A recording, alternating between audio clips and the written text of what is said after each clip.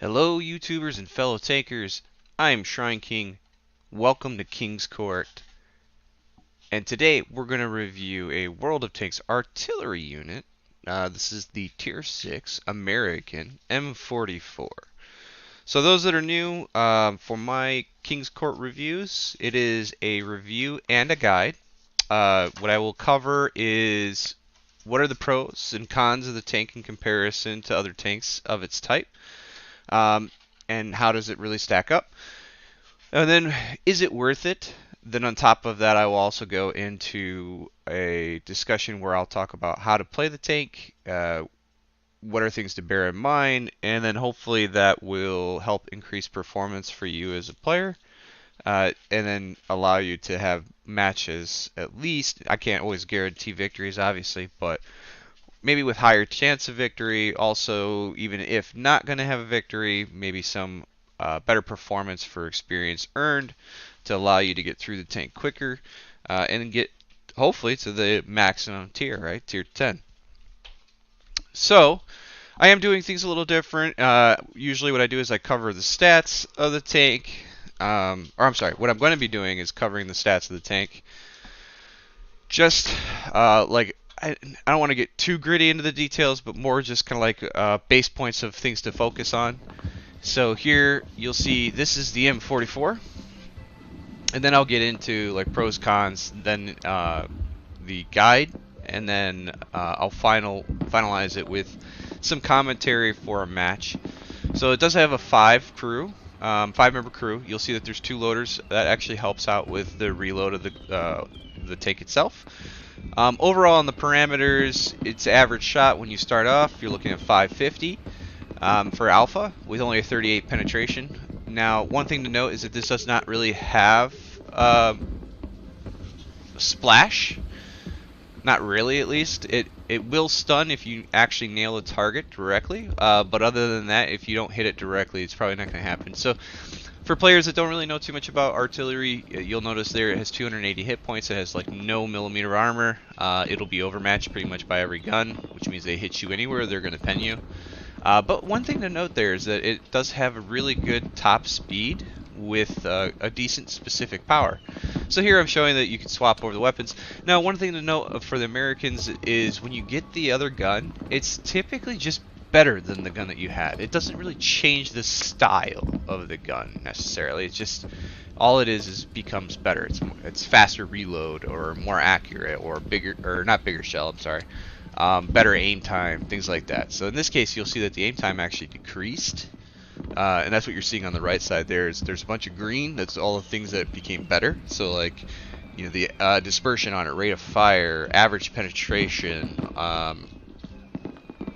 all of those basically increased. Whereas the other part, I'm sorry, the aim time did not, which that's not as cool. So let's go into pros and cons of this tank. So for the American line, one of the key pros that I'll point out right away is its overall speed, its ability to maneuver from one part of the field to another part of the field. That is not consistent with a lot, I shouldn't say a lot, but it's not consistent with all of the artillery units. So there's something to bear in mind that this thing does hold a major benefit to. The other thing is, it is really good at kind of dropping a shell in, which makes the aiming on it a little different than what I'm used to. I actually have played the German artillery on the majority of the time. The reload time is really good for it, and accuracy is okay.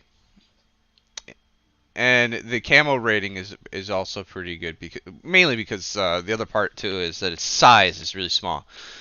When its size is really small, the nice part there is that you actually get to hide in bushes easier.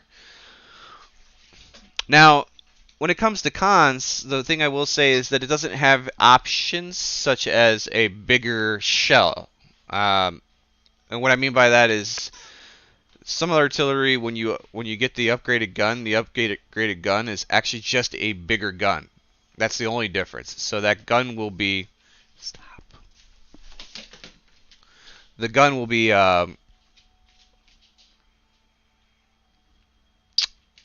basically what it'll have is it'll have a, let's say for example this one has 550 average damage. The other one will be, I don't know, 750, right? And then it'll have higher penetration too. It won't be like 38, it'll be like 44 or something like that.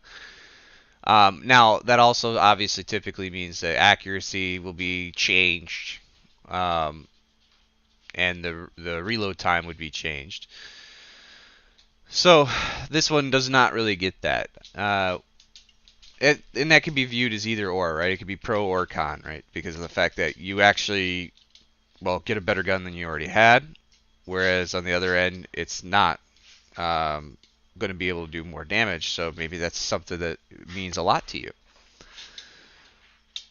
Now, another con I would give it is, now to me the reason why I kind of give it as a con is because I like to have that option. I think it's nice for players to have an option of being able to choose which style they want. But overall, I can't really say it's a major con in any way, shape, or form. One thing I would say is a con is that splash is not a big thing yet. Right now, it's not to say that, hey, a lot of the tier 6 SPGs have splash, but some do. So I would say that is a con for it. Other than that, the cons are all the same for basically all artillery. So like you don't really have any armor, right?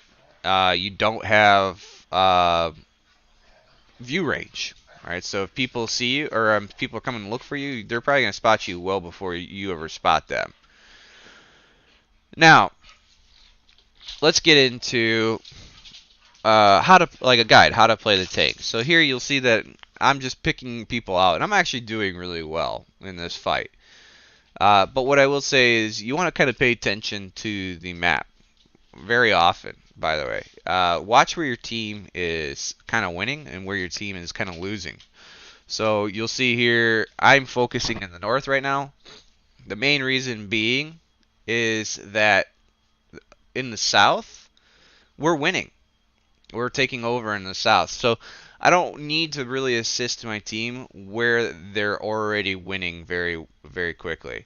The other thing is you got to bear in mind if the south is already winning pretty quick, or I'm sorry, if there's a part that your team's winning really quick, your opportunities to really rack in anything is pretty slim.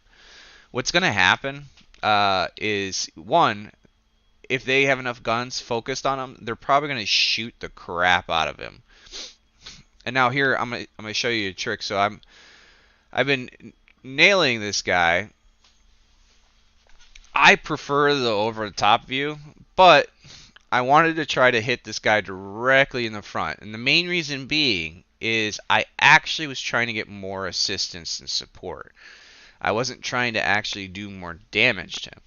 So what I did is I aimed into his armor by using the G. So I'm telling it, hey, look, I'm trying to aim at the front rather than kind of like bringing the shot down from the top. Because that's one of the things to bear in mind is that when you do the G style, it will actually kind of angle the shot more direct, not so high. So like artillery, when they fire, they're firing up to down.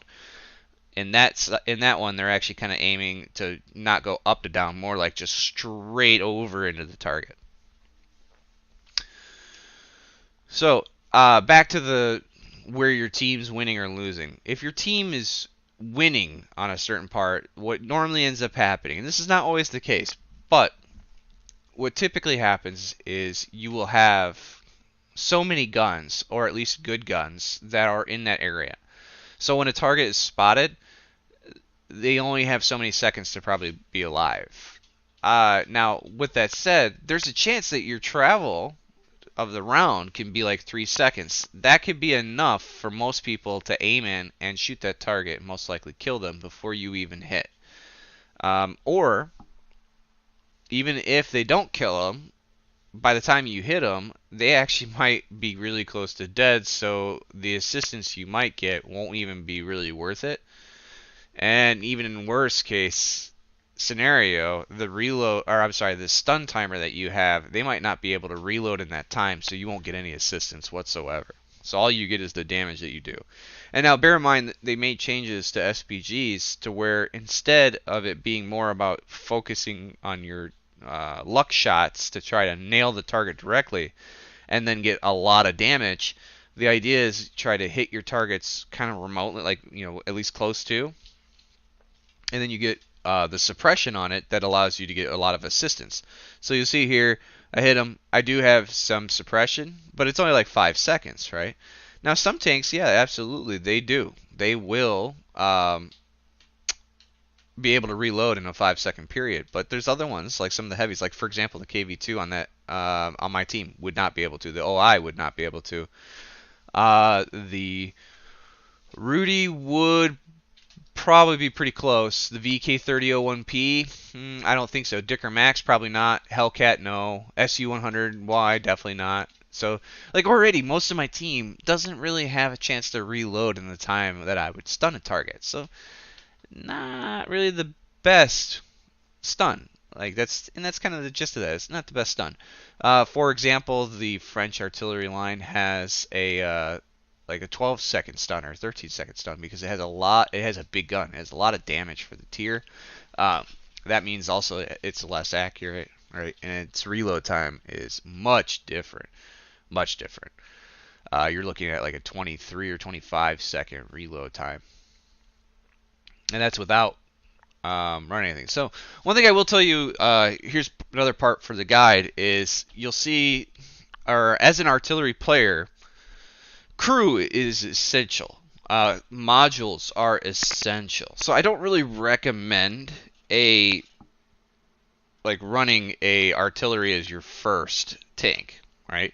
Because as the first tank, you want to be able to try to get through it. You want to be able to learn a lot. Hopefully, it's not so reliant on the crew skills, right? Because you got to kind of build up those crews. If you want 100%, right? The only way to get 100% right out the door is you're buying some kind of premium, or you're spending gold directly, right? So a little bit rough.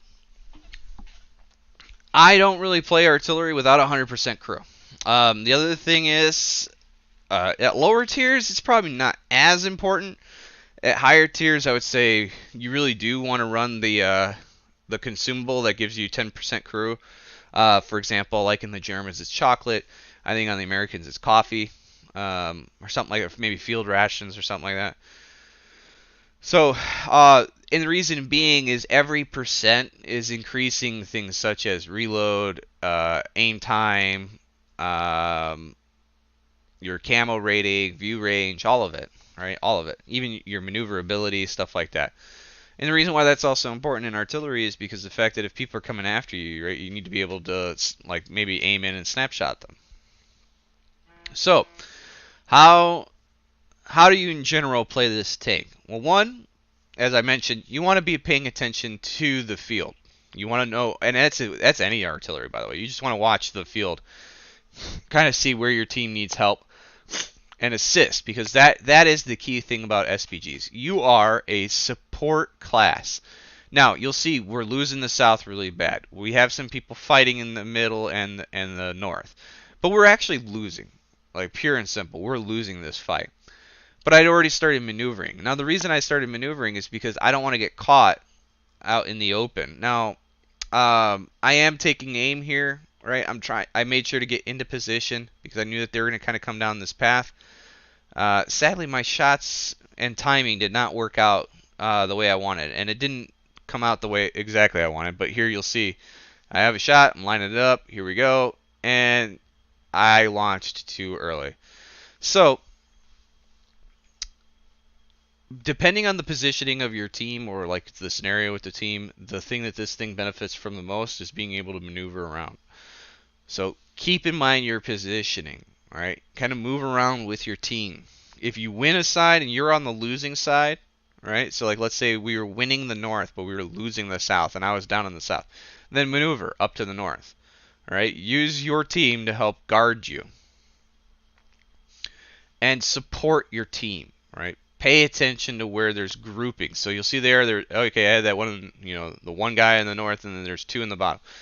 Rather than focus the guy at the top, I was going to try to hit the two guys in the bottom. And the reason being is, even if I stun them, every time you stun them, you're reducing the performance of their tank. They'll be less accurate. Their reload becomes horrible.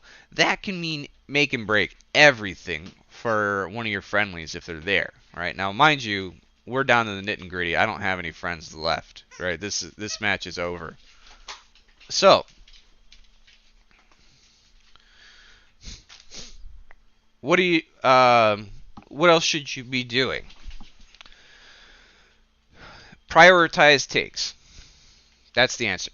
Right? You want to look at what tanks are on the field, which ones are going to be the largest threats, and then try to pay attention to where they are on the field and where your team is going to need that help. Specifically, if your own tanks are not as good as their tanks. And what do I mean by this? So, for example, let's say this was a tier 8 match. I see a defender. I know the defender should be one of my primary targets, right? I'm looking to try to hit the defender any way, shape I can that would allow me to get better damage on him, because if I hit him in the front, it's not going to be that good, right? Now, given top down, that's helpful, but still, his front armor it's a lot of armor on the top. So try to get him in the side or the rear, right? Especially if I see like, hey, we're tier 8 and let's say I have, I don't know, let's say, trying to think of what other, a lot of the tier 8s would have a hard time with them, to be honest. So like, let's say it's T32. We have a T32. In some cases it's good, right? In others it's not so good. So unless it can get hauled down and keep distance from the defender, it's probably going to start getting wrecked by the defender. Even then, I think the defender, if it runs premium, it could really start jacking up a T32. And even different than that, it could actually just run high explosives and still jack up a T32. So, for example, here I'm going to just review the list here of what they've got. So I see that they have an IS-6B. Now, while that thing does not have amazing armor, it is very trollish when you're going against somebody, because a lot of it comes to deflections. I also see that they have a Scorpion G. I see that they have a T29, which is one of the best heavies at the tier. It's just super performance. A T34-100 is also very dangerous. T20 is got a lot of damage output, but it doesn't really have armor. Now, the reason why that's something to bear in mind is, as artillery, if things don't have really good armor, but they're really good about their angling, such as like the IS-6B, high explosives is still very effective as an artillery player. Mainly because, and especially, and more so, when you're doing the G mode. Or I'm sorry, I shouldn't say G mode. The over-the-top mode, like when you're viewing, and not doing that G mode that allows you to kind of view down into the target. And the reason being is that shell is coming from top down, which means they most likely don't have a lot of angling or anything like that. So you're hitting it at the minimum amount of armor they could possibly have. And that means better damage. So I see that we have an ISM on our team. Now, I know the ISM is actually really good in performance. I also know that the IS-6B is going to have a hard time trying to fight the ISM as long as they run into each other. Now, we have a UDIS-03. Now, I know that the UDIS-03 has got really good camo and a very nice gun. And we'll be able to keep pumping out damage. So I'm not really too concerned about our UDIS having struggles with the fight. But what you do want to make sure is that players are not pushing the UDIS, because if they do see them, that's probably going to be priority number one. And we have an E25. I'm sorry, we had an E25 in this match. So, and actually, funny enough, that's a really good tank, so it's sad that it got killed so early. Now, by the way, this is getting more into a match explanation, right? Kind of going into the guide of how I would play, but more into the match explanation. So before I get too deep into that, let me just say, is this worth it? Absolutely. The American line for artillery is one of the best.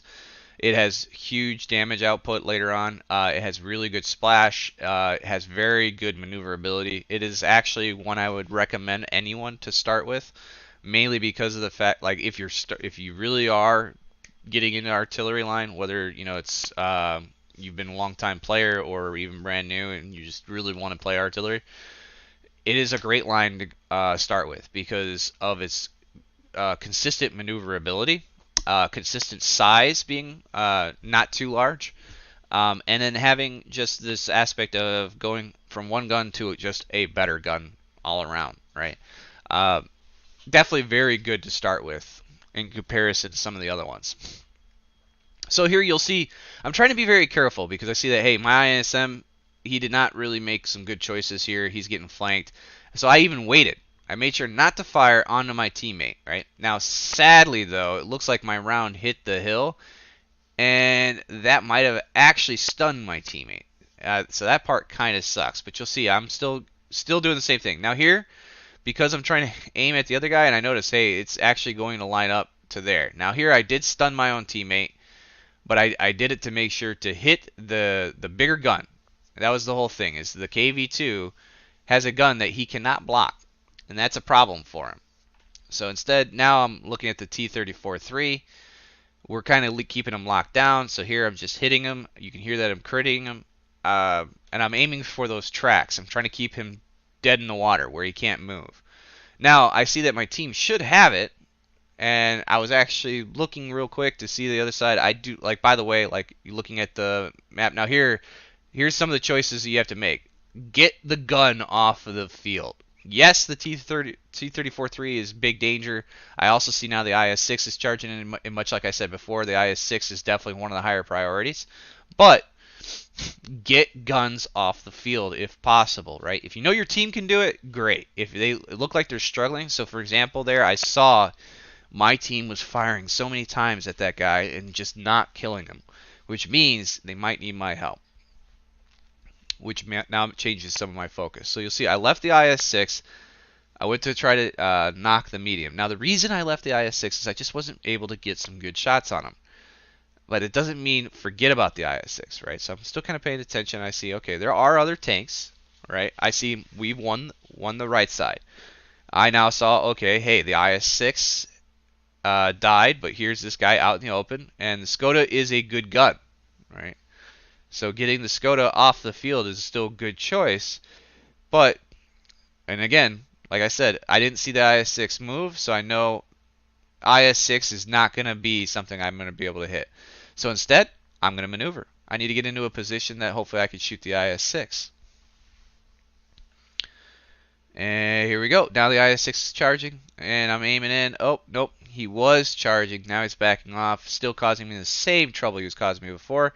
But luckily, he's still backing up. And, ooh, take that shot quickly. Oh, but I'm not lucky, right? So that shot, hopefully. Now, here's another thing I should probably give you a guide to. A lot of the tanks, a lot of artillery, if you aim directly behind the target, like you saw how I kind of aimed a little bit farther behind, that actually helps get the shell to curve into the target.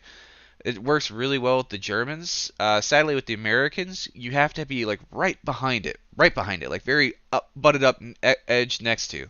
Now, the Scorpio G is a great one. Now, you'll see there, I didn't even really let it aim all the way in. It's because, again, there's so many guns on the field.